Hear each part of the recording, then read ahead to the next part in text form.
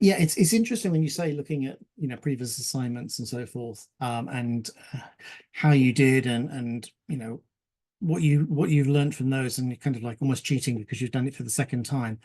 Um, there's a couple of points I want to raise in that respect deliberately at this point. Firstly, you can, to a degree, reuse material from your previous assignments because, let's be honest, your company won't have changed very much. It'll still have the same competitors this month as it did 6 months ago, and so on. So there is a degree whereby the CIM accept that it will be fairly similar, in those kind of factual elements. Where it will and should change is in terms of the context of the assignment. Because now we're talking digital fundamentals or digital marketing techniques. And so therefore, the context will be much more digitally focused, for want of a better phrase. And so you'll be looking very much at your competitors' positioning in the digital marketplace, your current activities in the digital areas, and so forth. And in particular, when you're looking at your theme, the whole introduction should be very much built around the concept of your theme. Task 1A is very, very, very much the first few pages of the first chapter of your book. And it really is there to set the scene for a lot of the things you'll be doing in the future within the assignment. So really make sure that if there's any key findings, any key themes, any key context that you want to bring in, utilize 1A to really drive that home, because you can then reutilize that throughout the rest of the assignment. And it's one of the key things that you need to be able to do, is to have this narrative thread running through all of the tasks. So you've task one, it tends to be a very kind of a situational task in terms of the SOSTAC model. Task 2 is a bit about situational stuff and starting to get some kind of objective kind of stuff going on. And then task 3, which is the plan in the DMT environment, is very much more the kind of the tactics and activities you'll be using. So very much make sure that you're bringing that theme through the whole piece. And 1A is a great place to kind of say, we are facing competitive threats from this. Our competitors are doing these things, and so forth within that piece, because that gives you, hooks to hang a lot of the stuff on the rest of the assignment onto. So, yeah. So don't be afraid to kind of copy across the purely factual stuff, but a lot of the rest of it, make sure it is very much in the context of digital and in the context of your theme. And that way you shouldn't have any issues with the kind of the plagiarism bits and stuff like that. So yeah, you won't be accused of cheating if you do it that way. Cool. So let's interestingly talk about websites. At the end of our last session, 2 weeks ago now nearly, we talked a lot about how the website is often a kind of the goal or the destination for a lot of our marketing activities, be they digital or indeed offline marketing activities. It's, go to our website, find out more at those kind of, things. And so therefore the website is almost that spider in the center of the web of other marketing activities in many cases. Around what you're doing. So, your social media will tend to be feeding into that. Your YouTube stuff will be feeding into that. Your emails will be directing people to links on your website and so on and so forth. Your posters, your QR codes on posters and so forth will tend to be directing people to the website. So the website is a really, really important part of your business in your environment. And for many people, it is essentially the brand. The organization, so many organizations which are now purely online, their brand is their website. apple.com. The brand is the whole style, the look, the feel is their website, which they then copy into their bricks and mortar physical showrooms. And the key thing you need to be able to do that, and other examples, Debenhams, which has now gone completely, went bust and is now been relaunched as a purely online business. It's really interesting to see how they've tried to do that and essentially created a whole brand new brand, just wiping the slate clean because they can do that. They don't have that issue anymore. And other places, it's where there's this kind of mixed media place like Marks and Spencer's. I mean, you guys aren't Marks and Spencer's people, I know. But Marks and Spencer's online stuff is very, very modern. It's quite clean, it's quite effective and so forth. The physical stores are just absolutely awful. And it's good that they've kind of forgotten any kind of trying to get much in the way of commonality there, because frankly their online stores are just rubbish. And I think the only reason why they haven't updated them is because I don't think they've got enough money to do that with the number of stores they have. It's so expensive to do that. So for most organizations, what the website will be, the front door to your business. It'll be the kind of place where people who are interested in your site will go. So the awareness stuff will be happening in social media, will be happening in YouTube, will be happening on emails and so forth. The interest area will be largely your website, and that's where you need to make sure that what you're doing is you're making it familiar and clean and easy to use.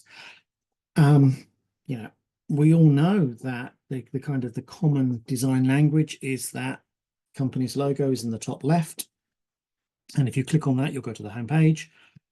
Shopping baskets tend to be top right. Search tends to be close to the shopping basket. Usually, you tend to have a menu at the top, and it tends to be fairly clear. There's a fairly kind of consistent theme and structure. And the reason for this is not because we all tend to be using the same templates for websites, although we kind of probably are. The reason for this is the familiarity. It's so that people feel comfortable.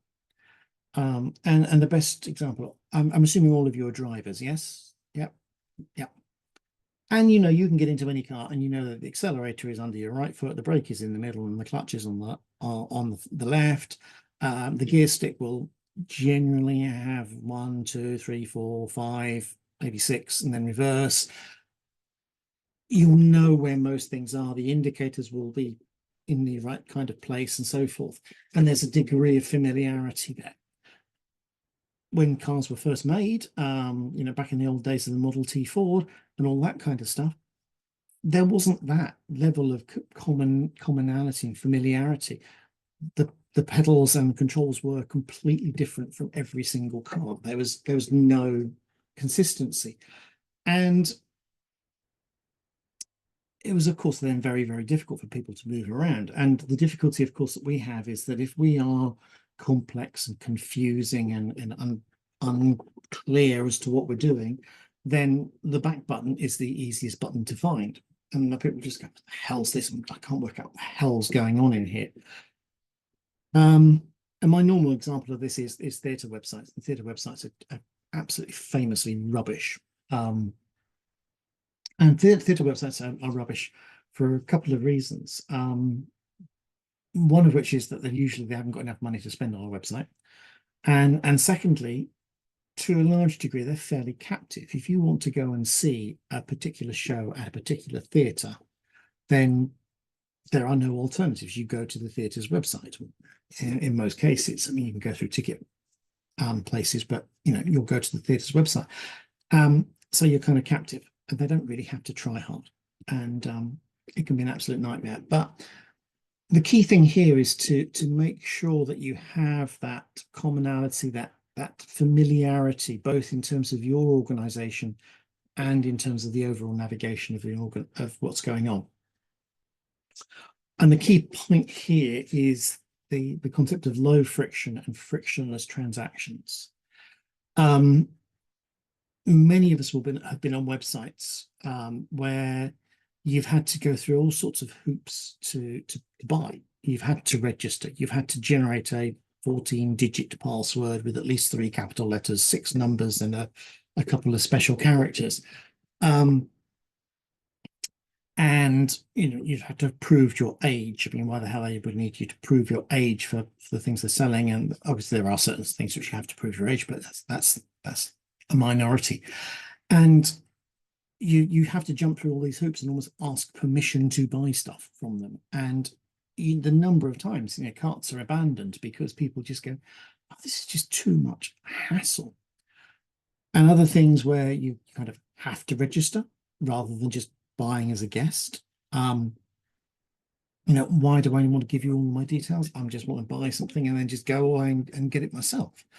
And things like storing of credit card details and stuff like this. How confident are you that they can be stored safely and things like this?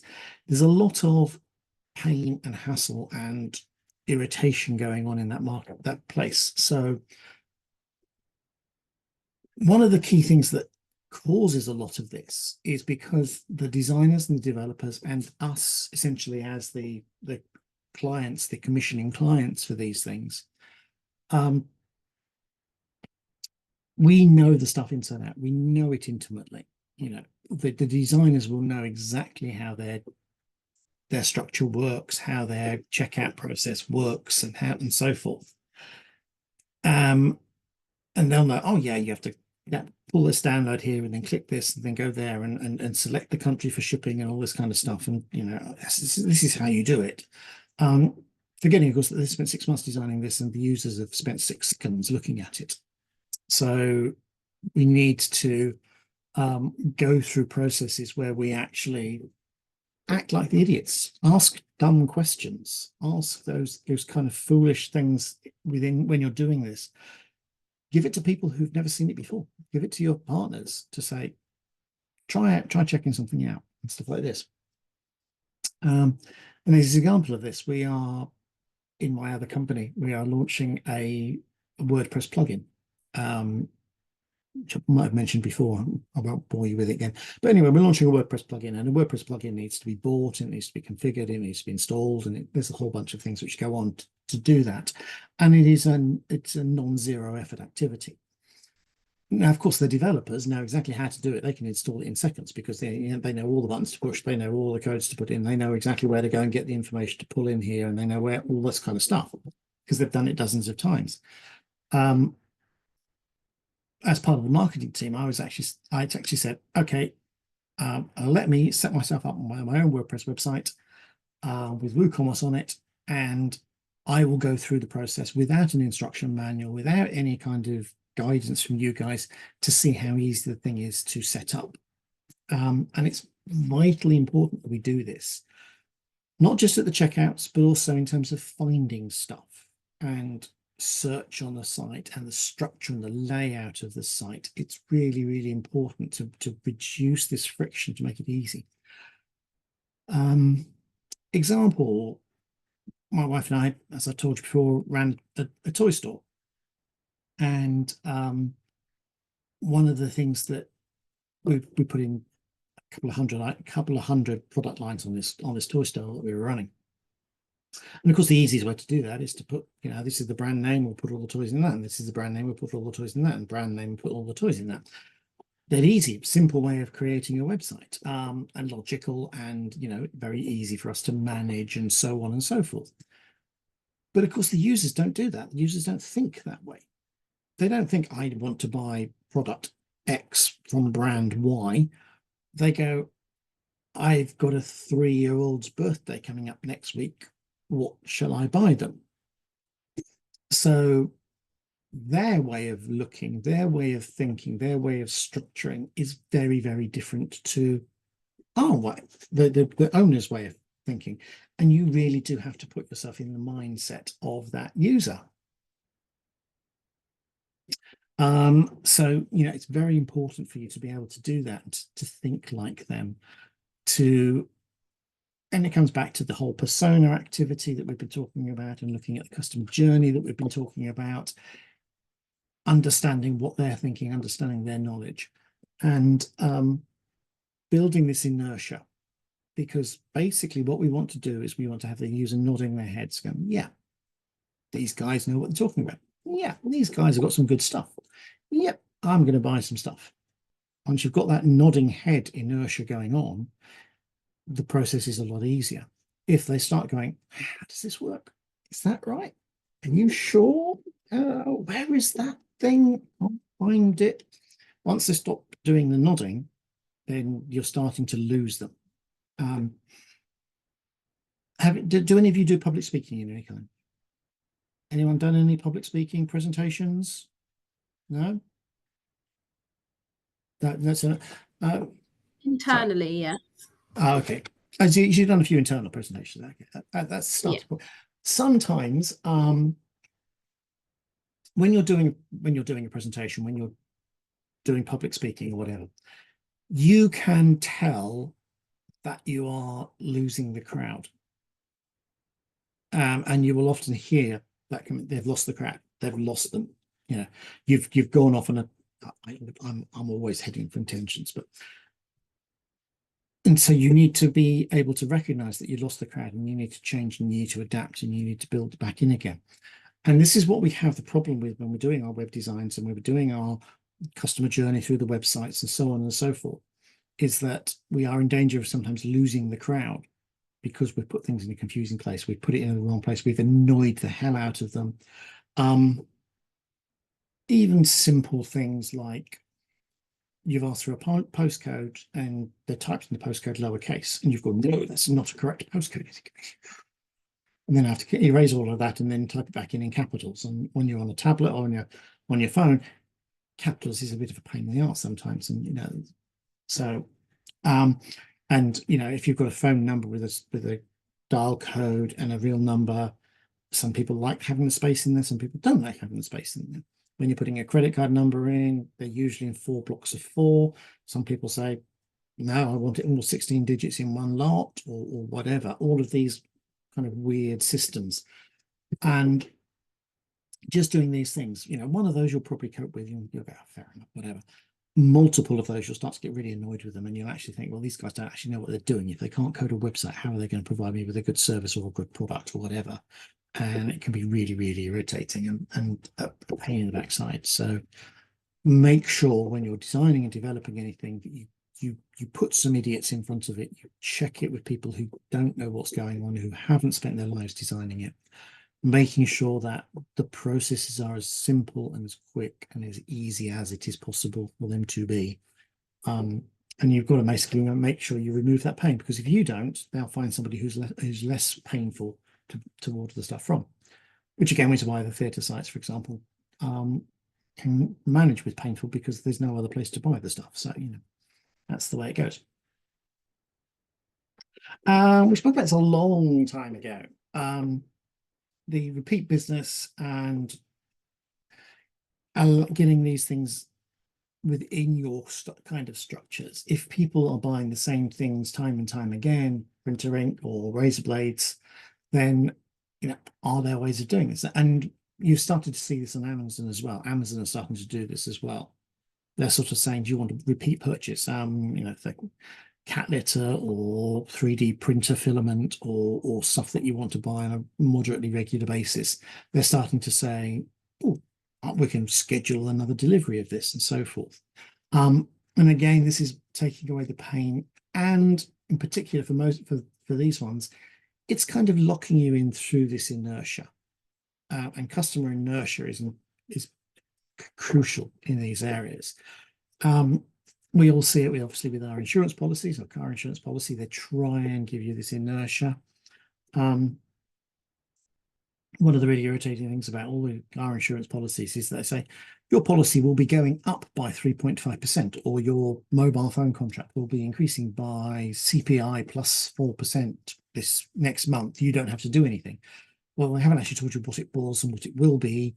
And so you have to do the maths, you have to go back and sort through your stuff and work out what it's going to be and all this kind of stuff. And it's really, really annoying. But they know that a significant measurable percentage of people won't bother checking. They'll just go, oh yeah, fair, fine, fair enough, whatever. So those kind of inertias, those kind of fear, uncertainty, and doubts will keep people there, but they'll only keep you there for a little while. People don't like being hostages. They feel like a hostage of fortune if you're continually doing those kind of things. So, and switching is so much easier now. The cost of switching, which is a key portify force, is so much lower for most things that it is now getting to the point where those artificial lock-ins are very, very difficult to sustain and to maintain. So we need to be very, very careful. And yeah, you now know exactly what my printer is. Well, you can see on there. Yes. So other things. I think we've already covered freemium services in the previous things. Making teasers and tasters, this whole drug dealer syndrome is really, really an interesting model for a lot of activities, a lot of things that we can do, is to basically hook people in with the simple, the easy, the straightforward, 7-day free trial, 30-day free trial, and so on. And then, start charging them after 30 days or whatever it happens to be. The biggest one at the moment is Greatest Hits Radio. You're all a bit young for Greatest Hits Radio. Anyone listen to Greatest Hits Radio? Hello there, you do. Excellent. So, yeah, Simon Mayo is just about to finish. And they have a premium service whereby you can pay for to avoid the ads. Do you take the premium service, Alana? No. No. Oh, okay. It's $3.99, and my wife measures this in cups of coffee, so she says, "Oh, it's a posh cup of coffee." So that's a trivial amount of money in that respect, to get rid of the adverts. And that one is quite an interesting one because it fits into this freemium in two different ways. Basically, if you don't pay, then you get the ads, and Greatest Hits Radio earns money through the ads. And if you do pay, then obviously you don't get the ads, so you get extra songs chucked into your stream, which is kind of interesting. There are a lot of Hazel O'Connor turns up, which is a bit unfortunate, but never mind. But from a marketing point of view, it's an interesting one when you think about it, because what they're saying to their advertisers is, yeah, basically we want to sell you ad space which is targeted at the lazy who don't want to pay for things. As a cohort of advertising listeners, that's kind of a bit strange. I think you'd agree. Yeah, it's a kind of strange one, but they are incredibly successful. They're the biggest commercial radio station now, so they are very, very successful. It's interesting to see whether they actually make a great deal of money out of the premium service, or whether they're still making a lot of money out of the advertising, or they're like us and you're basically listening to to Greatest Hits in the car and have to listen to the adverts whilst you're in the car because we haven't quite worked out how to incorporate it into our stereo system in the car yet, though I am working on that, I promise. So it's really, really interesting to see that kind of mixture and spin going on in that area. Another interesting one is The Guardian. Who reads The Guardian online? Yes, Liv, great, fantastic. A couple agree with The Guardian.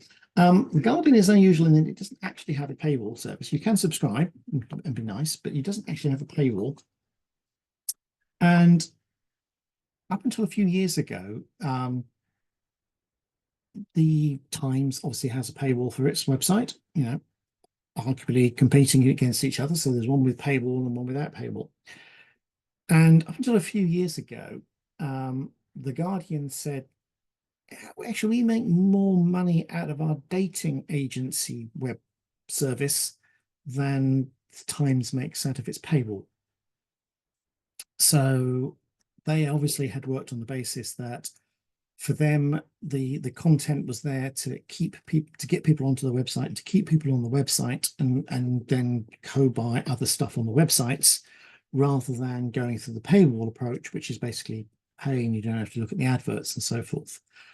And I'm sure all of us have at some point in our lives been on the Daily Mail's sidebar of shame for hours on end, clicking through all of those things.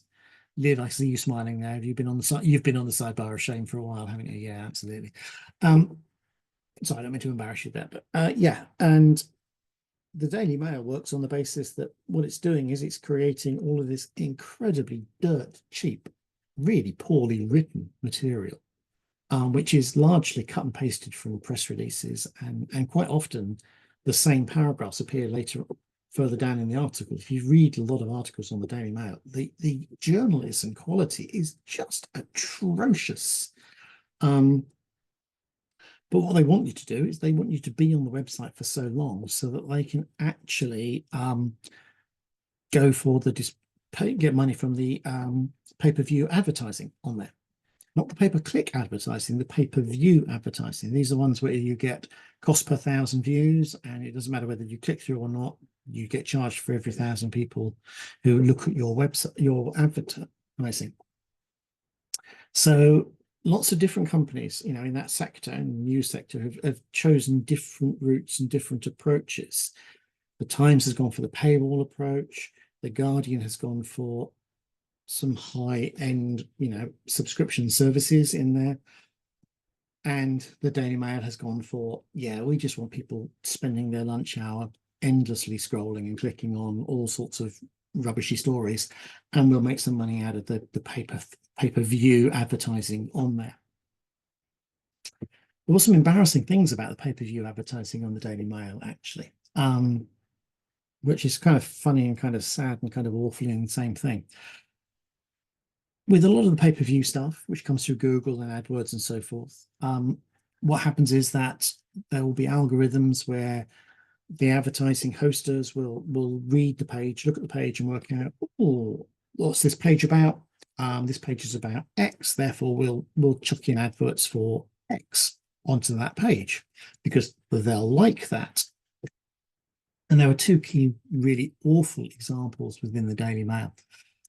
One was payday loans, the old Wonga and all those kind of ones, which thankfully have all died a death now. And there was an article, famously an article about the increase in suicides due to people having unaffordable debts through their payday loans and so forth. But of course, the algorithms looked at these articles. All these articles were talking about payday loans. And so therefore, they were actually putting in adverts for payday loans on an article which talked about suicide as a result of payday loans. So, which is incredibly unfortunate. And, you know, we often see this still in social media when we see a lot of kind of weight loss things and, you know, anorexia and all this kind of stuff. There's a lot of issues with this kind of algorithmic advertising. And another one was there were articles about a air crash with a Turkish Airlines air crash. And of course, the article was all about Turkish Airlines. And Turkish Airlines happened to have some advertising still running because their team hadn't closed it down in time. And not only were there adverts for Turkish Airlines on there, but one of the adverts was of an airplane heading down like this with Turkish Airlines written alongside of it. So it's kind of like double embarrassment. But so in terms of what we're talking about here, there are different ways to understand where you're going to get money out of these things and understand the routes to money. None of you guys are really in the area where you're basically creating a website, you know, a news website like the Daily Mail, or, you know, social media website like X or Facebook or Instagram. And basically all of those sites are their core philosophy is to basically keep you on that website for as long as is physically possible. That is what they are doing, because you will be viewing stuff which you will be paying, which the advertiser will pay in order to put in front of your eyes. There'll be clickable links to buy stuff and so forth. So all of their content, all of their activity is focused around keeping you on that website for as long as is physically possible. And of course, the Daily Mail makes very little money out of these pay-per-view adverts, which is why they can only afford partially trained chimpanzees to write their articles now, because they simply don't have the money to have decent editorials done. It is absolutely appalling, you know, the absolute rubbish that they can come up with and classify themselves as a newspaper now. But that's the way it goes. And of course, all the clickbait stuff, and this comes into clickbait things as well. You know, we all have fallen victim over the clickbait stuff, and we've all fallen victim to the 20 questions to find out if you're a genius things and all those kind of things. And all of this is just to basically get you onto a site and keep you on a site for as long as possible. So essentially, what we're having to do is to think like a customer. We should not think like marketers when we're talking about our web design, our online activities. We should be making sure that the customer's problem and the solution to that problem are front and center. This is what they are there for. Making sure that their life is easier. And this comes to not only obviously the products and services that we're marketing, but also the way to get to them. Because you're not the only game in town, you're not the only people offering these services. If you don't do it well, if you annoy the customer, they'll go somewhere else. It's just a fact of life. So we need to be very, very, very careful and upfront about what we're doing in that respect. So yeah. So these are really, really important areas to think about. Now, so I mean, can anybody think of any good or bad examples where they've actually seen websites which I just think, well, do you really want customers or not? Or have you found great examples of sites which do this job really, really well? Yeah, I think a really bad example is the Zara website. Like I've seen stuff like people like taking the mick out of it because it's just so badly designed. And just like it's so hard to like navigate around it. All right. So in what way is it hard to navigate? Is it just because it's just like weirdly laid out and like it isn't clear like where there's a button to like press? Oh yeah. Yeah, it's just awful. Indeed. One of the really interesting things which comes into this piece is things like now obviously Zara does a lot of its marketing through social media, through Instagram and things like this. And what it's then doing is trying to drive people to specific products deep inside the website. Okay, so you sort of see a model, Amanda Holden or whoever it happens to be, wearing whatever it happens to be, and the link clicks through directly to that product on the Zara website. And if a site's been designed badly, what that means is you kind of lose track and the flow. You get lost in the website, that you're being dropped in the middle of a labyrinth rather than having the opportunity to find your way through it. So things like, where do I check out? What's my postage going to be costing me?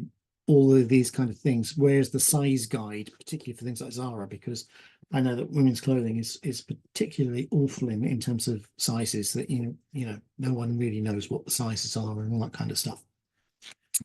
I'm a married man with a daughter. I know this stuff.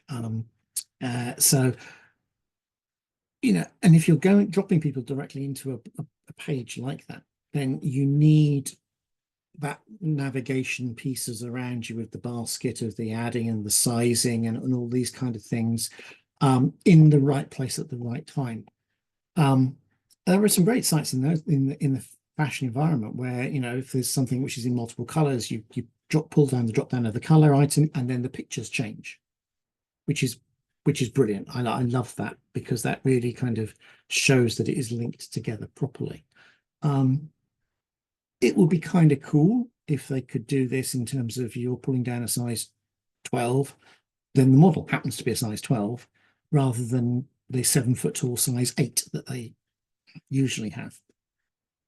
I've sat next to my wife when she's been surfing clothing websites enough to know these things. I don't tend to be buying size 8 clothes from Zara, I can hasten to add. But those kind of things help. And certainly when it comes to postage and stuff like this, because, you know, you may have on your homepage, hey, wow, you know, spend £50, get free postage. But if you haven't got that elsewhere on your site, then no one knows what it is.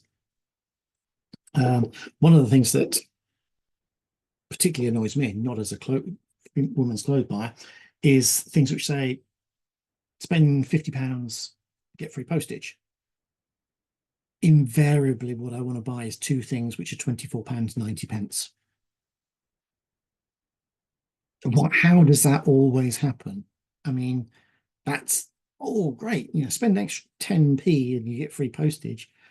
Yeah, what can I buy for 10p? Nothing. Everything's 15 quid or more. So just so really, really irritates the hell out of me. Sorry, rant over. Yeah.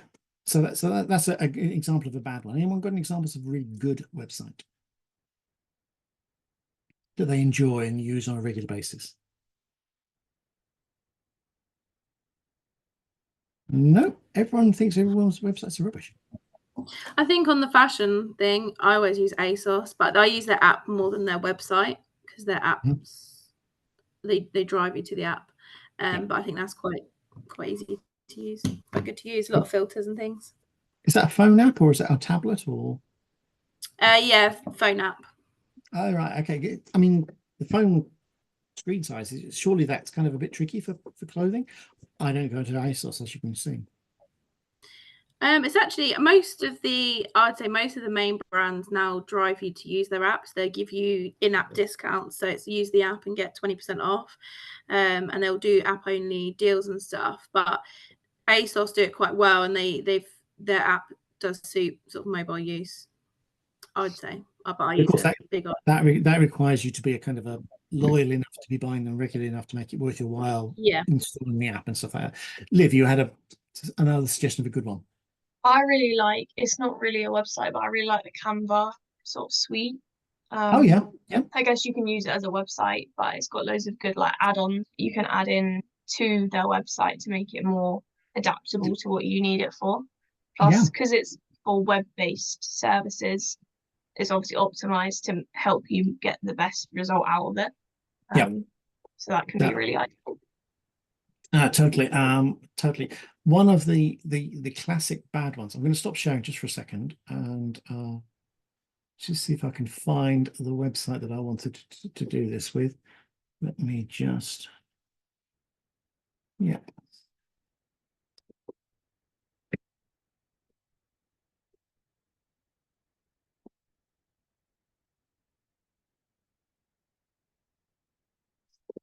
right there.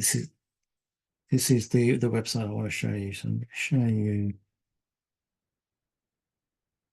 Now, this is an absolute classic of the worst kind of website. This is AWS, Amazon Web Services. This is cloud computing services, so probably not directly linked to what a lot of you will do, but most of your websites and most of your systems will actually be running on something like AWS. So AWS is absolutely the biggest cloud service provider.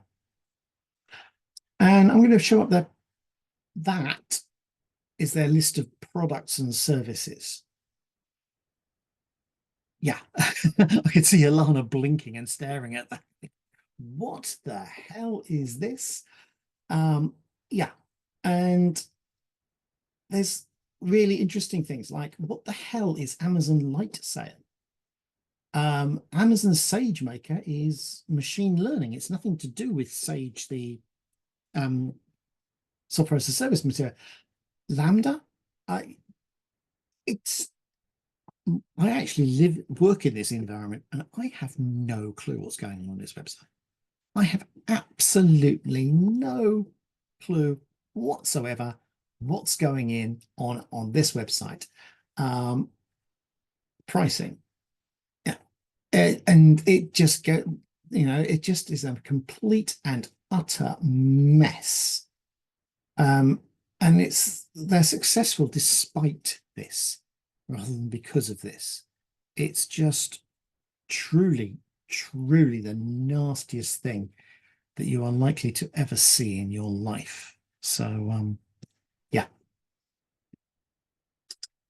And basically that is an prime example of something that somebody has built because they are not thinking like a customer, they're thinking like a web developer, they're thinking like a cloud software developer, and it's just literally thrown up onto the screen. There's no thought, there's no understanding of the customer's needs, the customer's wants, the customer's desires. It's just here's a product, we'll just chuck it up, here's another product, here, just chuck it up, and so on, and it's just a nightmare. So, but in terms of cloud computing, Amazon are to a certain degree not quite the only game in town, but they're very much one of the key games in town, so they can get away with that kind of stuff. But it's very interesting, Catherine, you were talking about ASOS and their web and their app, and their phone app, which is, of course, great if you're an existing customer of ASOS. It's almost as if I understand what's going on in this thing and I actually put these slides up in the right order. I'm actually busy typing away, creating the slide underneath, to be honest. The biggest problem we have is finding those non-customers, people who aren't already customers of us. It is truly the nightmare of marketing. It's just the worst part of marketing, because those people who aren't customers of us aren't following us on social media, aren't following us on, aren't signed up to our newsletters, aren't regularly looking at our websites, aren't Googling our brand names, because they don't know who the hell we are. They have no clue of who we are, and it is just, and because there's so much other noise out there, so many other things going on, so much other stuff and distractions and competition and so on and so forth, that getting our voice heard over that is incredibly difficult. It is truly the hardest thing that we can do. Finding new customers, marketing to non-customers. And I think I mentioned this about our social media activities within my organization before. You know, we did a lot of social media, we did a lot of Twitter. We've closed our Twitter down now, but you know, we reported to the EU, oh yes, we've got this many followers and this many engagements and blah blah blah blah blah blah blah blah blah. And it was the same people talking to the same people, liking each other's stuff, and it was just this kind of circle of people just all looking inwards, you know, liking and sharing and stuff like that. Our staff were sharing stuff and things like this, but it wasn't really breaking out into anybody else, because basically it was just the same old people coming along to it, saying the same old things, talking to the same old about the same stuff. Reaching out beyond that is incredibly difficult, and this is where a lot of this paid marketing comes in. So this is a lot of the paid social media stuff. In LinkedIn for business to business is a great platform for business to business new customer marketing. It's expensive, but it is good. It does work. We've seen it works. We have, you know, measured new customer signups because of it. So, you know, we do know there's a return on the investment there. And paid advertising in LinkedIn and so on and so forth. And of course, the thing that comes down from that is that it's the understanding of our persona. Who are they? What are they looking for? What are their problems? Where are they looking? So where are they spending time? You know, if they don't know who you are and they don't know they have a problem and they don't know what you're selling, they ain't going to be Googling you, because why the hell would they? You know, there's no reason for them to Google you. So how do we reach those people? And this is all about finding these locations, finding these venues, finding these routes to those customers. It is really, really tricky to reach out and break out of our bubble. And anybody who claims to have a silver bullet, which they can do this, is probably lying.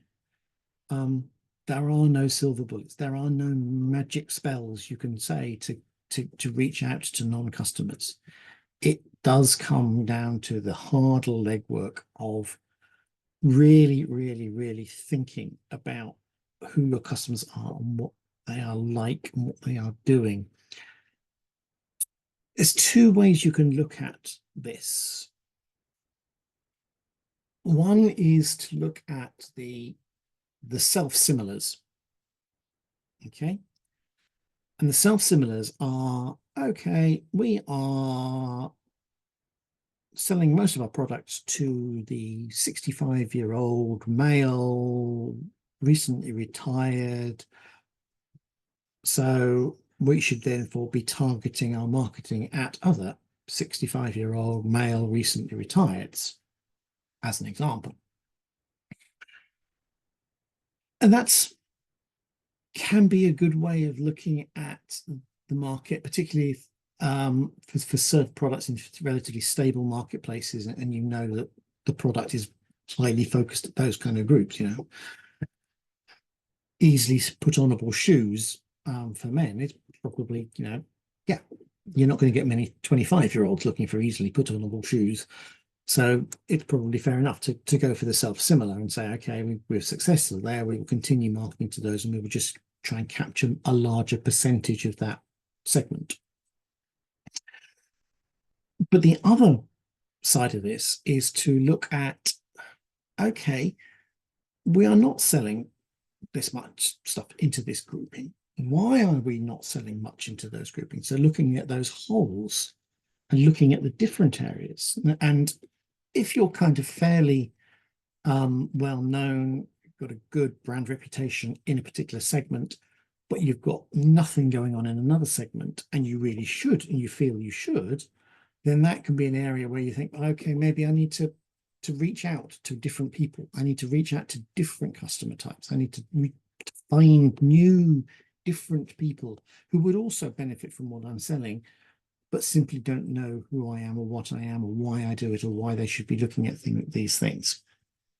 So one of the first things to do is again, looking at this as a marketing strategy thing, is to work with your kind of senior strategists within the organization. Say, okay, are we looking at simply selling more easily put onable slippers to over 65s, or are we looking at expanding into footwear for everybody? And therefore we need to understand, you know, where we're going in terms of these different things, and that will affect hugely the marketing we're doing. So really, really trying to understand what's going on in there. And there's three kinds of really kind of interesting customer types that you can look at. Ex-customers, people who've left. And this is it's an interesting group, and you see a lot of it in the insurance world. And you see a lot of it in the mobile phone world as well, where they will spend a lot of time trying to win you back. The big difficulty with that approach is that by the time they know that they need to try and win you back, they've already lost you. You know, because you've got a car insurance policy coming up at the end of the month, so you renew to get your new insurance policy going, because you want to make sure that you're not going to be missing out, having problems, and then you ring up your old one to cancel. Okay, that's what we do. And at which point you then get passed over to the customer retention team, who start saying, oh, we can offer you 25% off, we can offer you, you know, a free whatever it is, free recovery service or whatever.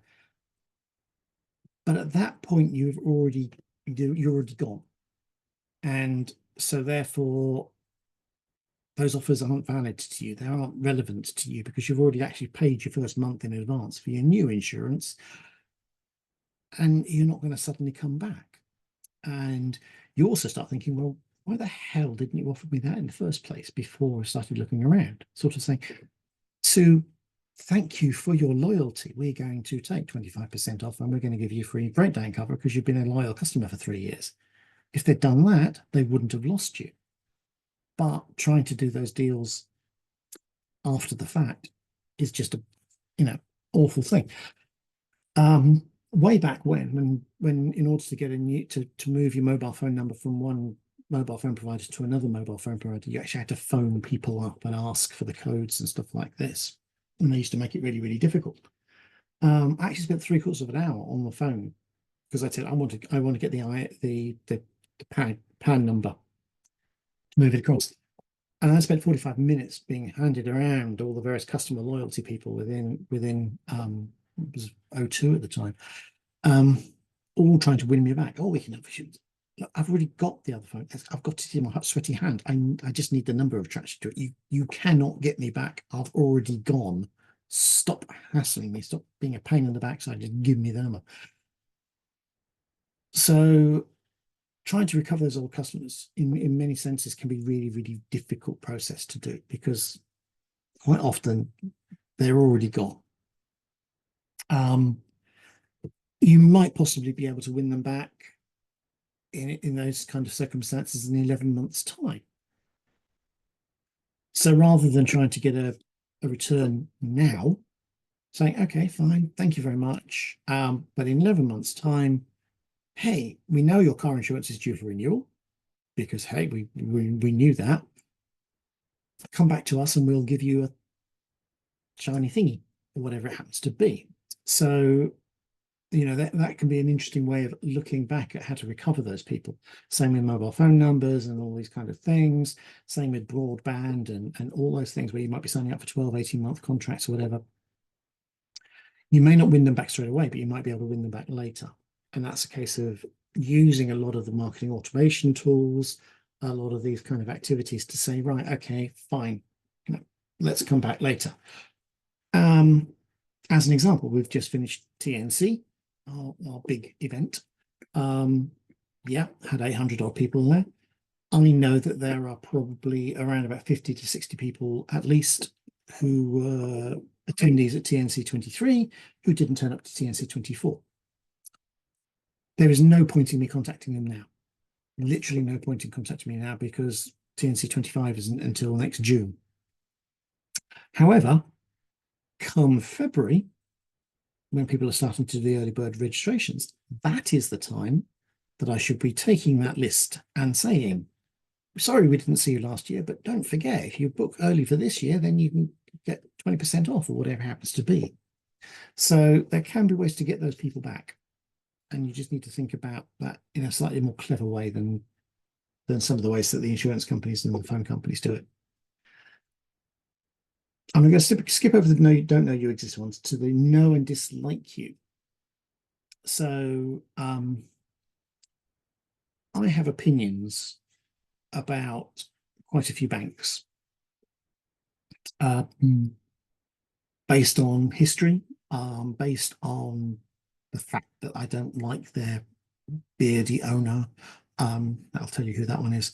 And other things. So I know that I would never contemplate going to that bank because I just don't like the way they do stuff, or I can see no benefit in moving to them. How would you find out about those people? How would you look for those people? There's a lot of interesting surveying going on at the moment in these areas where people are actually looking at, who do you bank with? What do you think of these other banks? What do you think of these other brands and stuff like this? I get a fair few surveys in that kind of field, and it's clear that what people are trying to do is they're trying to understand the attitudes and feelings people have about an organization. And focus groups and stuff like this can be very useful for you to try and find out what people like. So, Gabby, did you put your hand up? I saw you in the... No, oh, sorry. So I saw a hand and I thought, oh, it's Gabby. So do you have, as examples, do any of you have brands you would never touch with a barge pole? Is there a brand, or a high street brand, or a brand that you would just think, no, I'm not going anywhere near them? Yes, Liv, you're nodding. Oh, Alana? Liv, you're off silent. Yeah, there's a well-known jewelry brand that a lot of people sort of my age really like, and I was really keen and really loved what they did. And then they brought out service, which was basically like permanent, like welded bracelets. And they basically market them as sort of like a once in a lifetime experience, because if it's that good, it should be welded and that's it. Like that's why it's once in a lifetime. And you pay a lot of money for it, and you can make it yours, you can customize it. And basically I did this, and it was quite an expensive thing because it's good quality jewelry. And then basically mine broke, and they said that they wouldn't replace it because the break wasn't at the weld. The break was on the chain itself, which to me is still their problem because it's a faulty product. It's their chain, yeah. It's still their chain, but they were like, we won't replace it, we won't give you anything for it. So no, I won't. Does their name start with a P? No, it's not them. I don't mind them. Oh, okay, cool. That's a really interesting product, because what happens if you have to go through an MRI scan or something like that? Exactly. I guess you have to or take them or you're cut off. Yeah, or you're going through a really sensitive scanner at an airport. And, you know, the American TSA guys will just basically say, nope, you ain't coming onto the plane until you take that off. That seems to be a really unusual product. Alana, you've got one as well. Well, yeah. So mine, and don't get me wrong, I have been in there before and it's great. But Sports Direct, for me, there was lots of controversy about the way they treat their employees. And also a lot of it is like not real. A lot of it's fake. Really? Yes, or from a similar factory, but the reason it's cheap is because it's not been licensed as Nike, for example.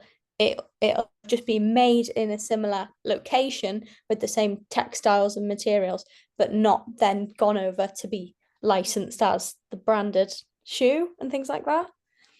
Which that doesn't bother me, but the point is, it's the quality is not the best. It doesn't smell nice. You don't get much. It smells just like rubber. It's like it's gone from one factory, no effort, and then to another. And yeah, I mean, we all know like a lot of high street shops use sweatshops and source their factories in, you know, third world countries. But you know, at least make an effort to make it seem like it's not running a sweatshop here as well. Yeah, I mean, certainly Mike Ashley is an awful man. I think most people will accept that in terms of a businessman, he is just absolutely awful. And yeah, the people in their warehouses are terribly badly treated. Though it must be said that Amazon guys aren't massively well treated either. There's a lot of issues there as well. And there's all sorts of, you know, a lot of American companies have got really bad reputations as well, and stuff like this. And so it can be very interesting. I mean, you guys are all in very fortunate positions that you're not that kind of company where people absolutely actively hate you. There's not going to be massive campaigns of hate online for you. But there are companies who have big issues in that respect. I mean, you've got, you know, Starbucks. I will never drink Starbucks coffee because it's just disgusting stuff. And also, you know, they do some very dodgy financial things. They basically don't pay any tax in this country at all because of the way they work with their Belgian head office and stuff like this. So there's all sorts of very bad things about Starbucks in that respect. So you guys are lucky in that you probably don't have a great deal of this people, but you probably all have a lot of don't know you exist people who don't have a faintest idea who the hell you are, what you do, or why they should be interested in your products and your services. And this is kind of like the key area that you need to be really looking at, trying to reach out to.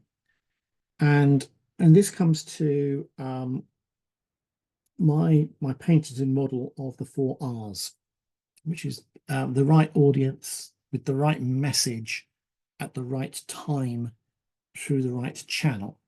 So it's audience, message, time, channel. And the first thing is finding that audience, identifying the audience, who they are, what's their pleasure, what's their pain. And then identifying the message you want to tell them. So whether you're educating them about a problem they don't even know they have, or educating them that you are a valid alternative to their existing source of whatever it is, or educating them about this wonderful new thing that, you know, they had no idea was existed, and so forth. And then you need to identify at what point in the chat, in the journey, you need to get them in terms of awareness. And this is mainly going to be in the awareness to start off with. So where do we find them? Where do we reach them? How do we speak to them? And that then defines the channel. So the fourth one, the right channel, is actually defined by the top three. And the biggest problem we can have is if we switch that around the wrong way and say, right, we need an Instagram strategy. No one needs an Instagram strategy. You should not have an Instagram strategy. You should not have a social media strategy in that respect. You shouldn't have a strategy for a channel. You should be saying, we have a strategy for this audience. This is our audience. What is our strategy for reaching that audience? Not how do we use this channel and who do we try and address to it? That's completely the wrong way around. So do not have Instagram strategies. Do not have podcast strategies. Do not have those strategies. Have audience strategies. I've got a question on that. Yeah. Obviously, algorithms favor different formats on different channels. Yeah. And it changes quite regularly.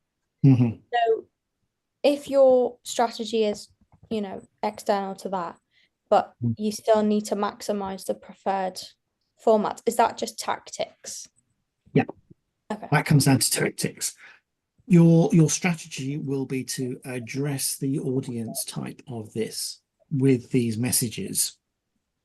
The tactic is we're using these channels because these channels are the most appropriate channels to get this message to this audience, and the algorithms to select them and to find the right the right ways to get to them is part of that. You know, what search definition, what constraints are we going to put on the search, what rules we're going to put in to the publishing criteria and algorithms and so forth. So that's very, very tactical. That's not the strategy at all. Yeah, totally, 100%. So yeah, that's really, really kind of important thing to think about there. And these are the kind of channel. Oh, sorry, can I just ask a question? Mm. If you have a brand that wants to be perceived as more luxury, exclusive, sort of, not one that you want to reach everybody, Yep. how do you market to the select that might not know that you exist without marketing to the many? This does come down into the tactics of the algorithms that you're putting through. So what you're looking to do is, as part of your audience profiling, they're saying, okay, we need to find customers who are customers of these products, who are interested in these things, who are interested in expensive watches or whatever it happens to be that you're marketing to them.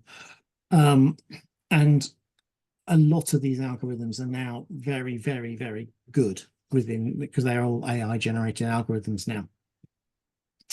And they can actually very, very tightly focus down your advertising, particularly in the business to business space. You can actually say, I want to find business development directors in e-retail companies in the following cities. And they'll say, okay, there's 20 of those. Yeah, we can market to them. It'll cost you. Yeah, that's what we've been using LinkedIn, like targeting individuals and they're like not like lookalikes, but it's getting hard. It is because and this it all comes back to this audience. It all comes back to the persona. It all comes back to these things. So it's very, very, very much at that kind of type of thing you need to be doing. Yeah. Thank you. And this is why when you even slow down on your scrolling on an advert in Instagram, suddenly your Instagram feed is full of self-similar adverts, because the algorithms that Instagram using in their AI system says, oh, Carl paused whilst looking at that fancy watch. I'll show him more watches because that's what he likes. And that's the kind of thing that that they do. And this is an interesting sidebar on AI. You see a lot of work going on in this kind of generative AI, so chat GPT and image manipulation, image creating, and all this kind of stuff. And a lot of press is around that area of AI. But in actual fact, a lot of what the marketing element of AI can be is this analytical, predictive AI activity, which is going on behind the scenes to focus and target where your adverts are going. So you can create your adverts however you want, but this AI will then target them and will learn. So it'll go, okay, we tried those ones to those people. It didn't really work, but we can tweak it and we can adjust it, and we can do all of the kind of testing and fine tuning to actually improve it. So that's where a lot of the developments will be happening in the future, in this this algorithmic targeting area, rather than just the AI creation area. And of course, in that respect, the affiliates and advocates are crucial as well, because that's the way to get to the self-similars, particularly in the business-to-business world. Yeah, we've been using these channels a lot. Yeah, To try and get the right people that we know already have relationships established in the right locations. Yep. Absolutely. Affiliates and advocates are huge in the business-to-business world, because they, they're very, very conservative with a small c, and they want to be me second. So they want to be, they want to follow, but they want to be following quite close behind the risk takers. So that can be a really interesting way forward. And again, this fits in terms of this reach out into these non-aware of you people, things like distributed content, putting your content in places other than where you are.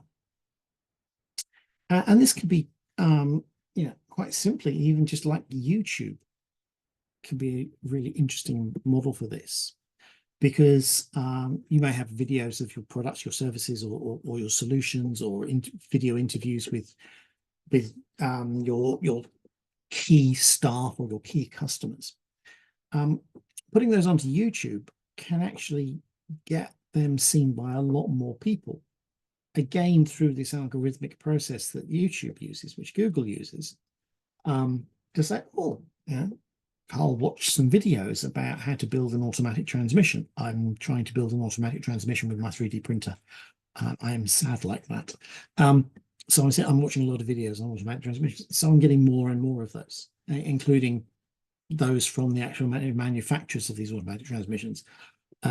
It's boring as hell for everybody else. I can see you all glazing over as I'm talking about this now. But these algorithms will do that. And so if you have your content on those platforms, then your content will be seen by people who are known to be interested in that content without you yourself having to reach out to them. So it can be a very, very valuable approach, this syndicated approach, basically, of your content. And of course, if you're syndicating it to kind of trade journals and trade websites and stuff like this, then you know very well, very targeted manner where that stuff's going. Syndication there also can work on the email environment as well. We do this ourselves, actually, as a company, because we have our partners. I manage our partner program. And if a partner has a webinar or a training course that they want to tell people about, we will actually include that within our weekly newsletter. So it'll go out to our mailing list as part of a kind of almost an advert within our newsletter, an advertorial within our newsletter.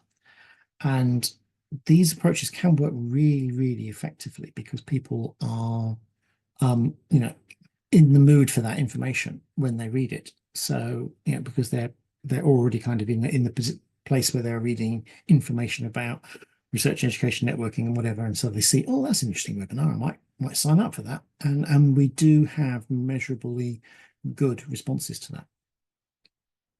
So those kind of things. So syndication is a very interesting model for a lot of stuff. Yeah. Pay-per-click. We will talk about pay-per-click in greater detail next week. So I won't go into pay-per-click now. We'll do that that's a whole subject on its own, all on its own. That one is. So we will talk about that one separately. As we will talk about SEO, because I'm actually currently writing the new SEO handbook, and I'm very happy to give you a preview copy of that once I have finished it. So hopefully in the next week or so, you'll be getting a copy of that. Once you've actually reached these people and they start to be aware of you, then you need to nurture and manage that interest in them, keep them interested. And this very much fits into these blogs, videos, emails, podcasts as well, fits into this area as well. And the social media, which is now the unpaid social media. This is the kind of subscribe to you, follow you kind of thing. But you need to make it worth, or for all of these, you need to make it worth their while. So this is where we're talking about where you're putting your special offers, your buy one, get one frees, your 25% off, your free shippings, your free trials, and so forth. This is where those kind of message call to action techniques start to fit in, because you've already identified that these people are interested. And what you're now trying to do is to convert them from being mildly interested into actively buying from you. Of course, there is a risk in doing it like that with 25% offs to these emails, is that no one ever pays the full price. They'll just wait for the next special offer. Alana's nodding there. Yeah, because we all do it ourselves. You know, we're all not only marketers, we're consumers, and we know that when we consume this stuff, we're going, yeah, guys, these guys will be coming back with a special offer next week. You know, I'll put it in my wish list on Amazon, and I know the price will come down. You know, and we have to be very, very wary about, you know, giving away all of our margin and chasing sales for no value, and becoming busy fools, as they say. So you need to be very, very careful, and this is where you need to basically be able to start to segment and divide this audience up into and try and wean them off the discounts. So when they first sign up, for the first few, they get good offers, and then they get progressively fewer offers and progressively worse offers, because you're actually then trying to wean them onto paying the full price. Once you've got them hooked, you're then trying to farm them and reel them in. So what you need to be able to do in here is very carefully and clearly segment your audience up for these particular messages, to make sure that you're not over discounting, over offering, over freebieing.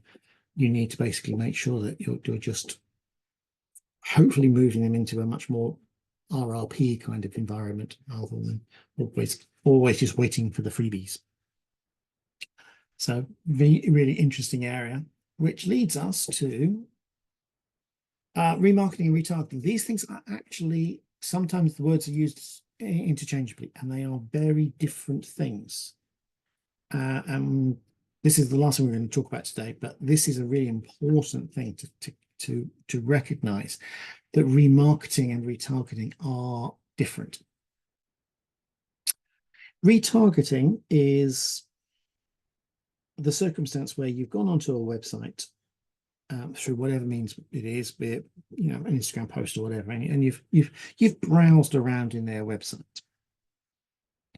and then you get messages popping up on other websites. The adverts for that website keep popping up elsewhere. They keep on nudging you back to, hey, look at that thing. Used to happen a lot when you used to go to the John Lewis website. If you went to the John Lewis website to look at large Lego models or whatever, you would end up with loads and loads of large Lego models from John Lewis dotted around all sorts of other websites. And, you know, vacuum cleaners and TVs and all these kind of things, all these biggish ticket things, you would continually get this drip of them coming through. Some of the most embarrassing things that you can get if you're going to a job site, you will quite often get adverts for that job site dotted around on your browsers, which can be a little bit embarrassing if you're in the office, but you know, that's just a fact of life for all of us at some point in our lives. And so, but this is trying to capture those not yet customers. This can be very instantaneous. So if you go to some websites and you browse around, and they can tell when you're about to move to the back button, and they'll say, oh, before you go, have a 10% discount, whatever. They can actually very sneakily identify where you are on the website, where your mouse is, and they can say, oh, before you leave, come on. Has anyone's experienced this? Say yes? Everyone's experienced that on websites? Yeah. No, Catherine, you haven't? No? Oh, I'll see if I can find one for you. Hold on a I've second. experienced like if you go to close a tab, it will be like, oh, before you leave. But Yeah, that's the same thing. Yeah. Yeah. Okay. Yeah, absolutely. It basically it's showing you that it's seeing that the cursor is actually heading up towards the close tab bit or the back button bit, and it goes, hang on, don't go, come back.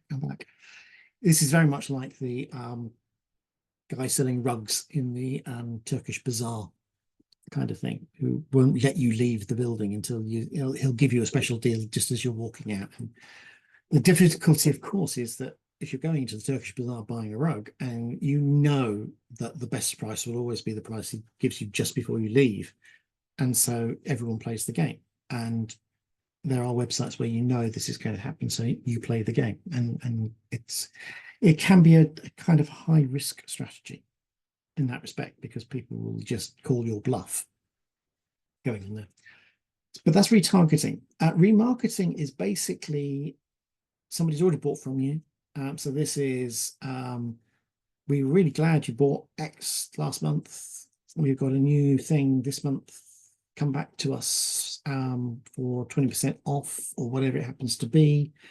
This is different because you already have a relationship with them. So this can be very much more personalized because they know literally who you are. Retargeting is basically just cookie based or browser based, and I kind of think there's somebody on that browser who probably is interested. Remarketing is very much you've got an existing contractual customer relationship with them. So that is renewing, reselling, adding accessories, all of these kind of things. My daughter has a Remarkable, one of these kind of e-paper things where she can download books and stuff like that onto it and mark and stuff like this. And the little nibs wear down after a while. And so therefore, don't forget to buy some new ones. Don't forget to get these things. The Cornerstone company, which I showed a little while ago, also does this to sort of say, oh, you can buy some extra bits and pieces to go with it. And you're buying some razor blades, do you want to add a new multivitamin, or you want to buy some shaving gel or whatever it happens to be. They can do these things because obviously they have an existing relationship with you. So those are kind of really the key differential between those two things is, one, they have a relationship with you. This is the remarketing.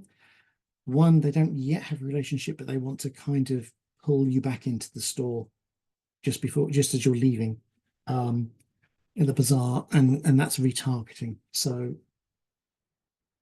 remember those two different ways of looking at it, and those will be relevant within your assignments because these are key tactics that you should be going for. So, okay, what are we going to do to increase lifetime customer value? We need to do a lot of remarketing. We need to reduce churn. We need to upsell, cross-sell to these people. That's all in the remarketing area.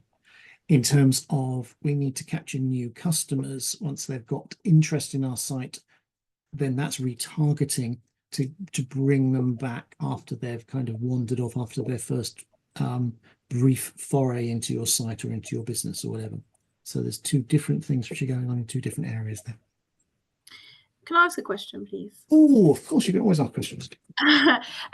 So with obviously my industry being getting people into the pub, the website is important from a booking journey perspective and people looking at menus and all those kind of things. And what we can measure is we can measure at what point do people drop off the website to obviously help us make those pages more engaging.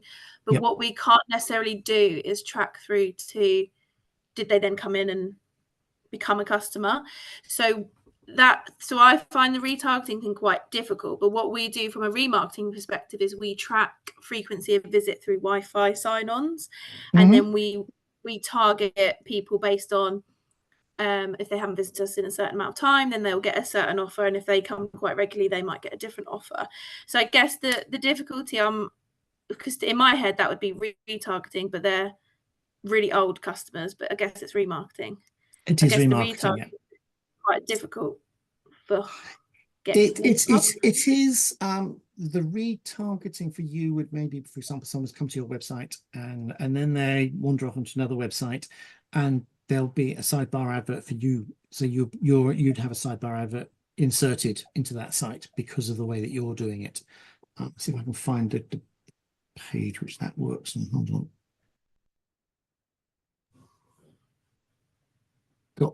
Okay, this is it.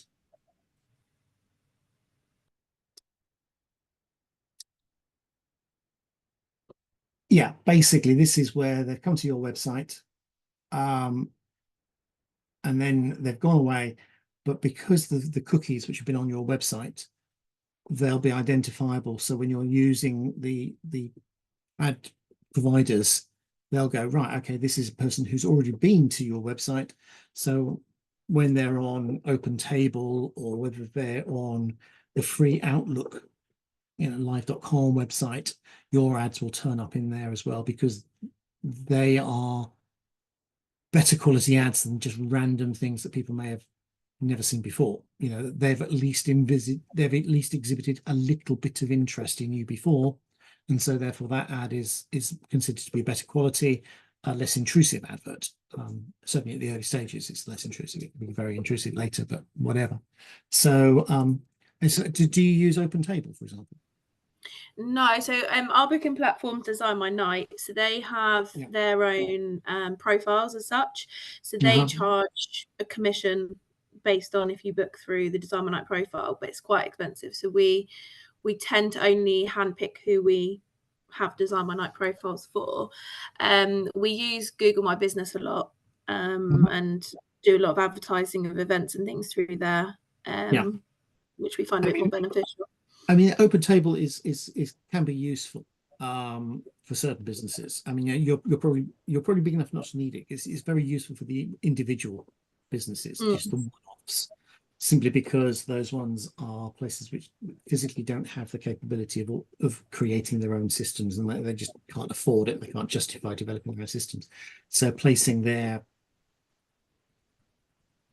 tables in OpenTable, something like that, is more appropriate for them, because that way that they're leveraging the marketing and the skills and the platforms from them. So there's different ways of doing it. But no, this would be a case of where basically people come to your website, they would be tracked as having come to your website, and then your ads would be popping up when they were browsing elsewhere and stuff like that. Perfect, thank you.